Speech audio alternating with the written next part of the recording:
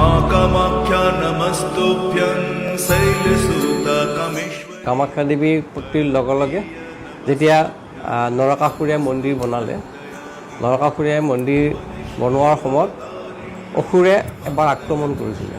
সেই আক্ৰমণ কৰাৰ সময়ত যেতিয়া অসুৰে মানে দেৱী মা কামাখ্যাক দেখুৱালে যে যিটো মন্দিৰ আপোনাক বনাই দিম এক ৰাতিৰ ভিতৰত, আৰু ইয়ালৈ যিখিনি যাত্ৰী জনযাত্ৰী আহিব তাৰ পদপথসমূহ এক ৰাতিৰ ভিতৰত বনাই দিয়াৰ ব্যৱস্থা কৰিম। তেতিয়া সতীদেৱীয়ে দেখিলে, অৰ্থাৎ মা কামাখ্যাই দেখিলে যে অসুৰে যিটো ৰূপ লৈছে, যদি অসুৰক এইটো কৰিব দিয়া নহয় তেতিয়াহ'লে তেওঁৰ অৱস্থাটো বেয়া হ'ব।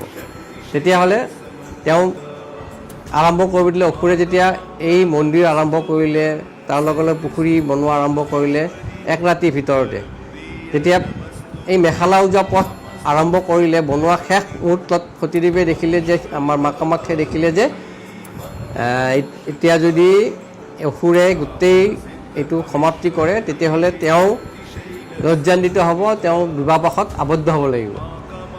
তেতিয়া তেওঁ নিজে কুকুৰাৰ ৰূপ ল'লে। কুকুৰাৰ ৰূপ লৈ শেষ ৰাতি মানে সূৰ্য উদয় নোহোৱাৰ আগত তেওঁ ডাক দিলে। ডাক দিয়াৰ লগে লগে অসুৰে দেখিলে যে যদি কুকুৰাই ডাক দিয়া আৰম্ভ কৰিছে, ৰাতিপুৱাই যে আমাৰ এইটো ভংগ হৈ যাব। তেতিয়া তেওঁ কুকুৰাক খেদি গৈ কুকুৰাক মাৰিব যোৱাৰ সময়ত ৰাতিপুৱাই যোৱাৰ লগে তেওঁ যিটো এটা বন্ধনত পৰিছিলে কথা কথিতত, সেইটো ধ্বংস হৈ গ'ল। আৰু সেইটো ধ্বংস হোৱাৰ লগে লগে সতীদেৱীও নিজৰ স্থানত থাকিলে আৰু অসুৰ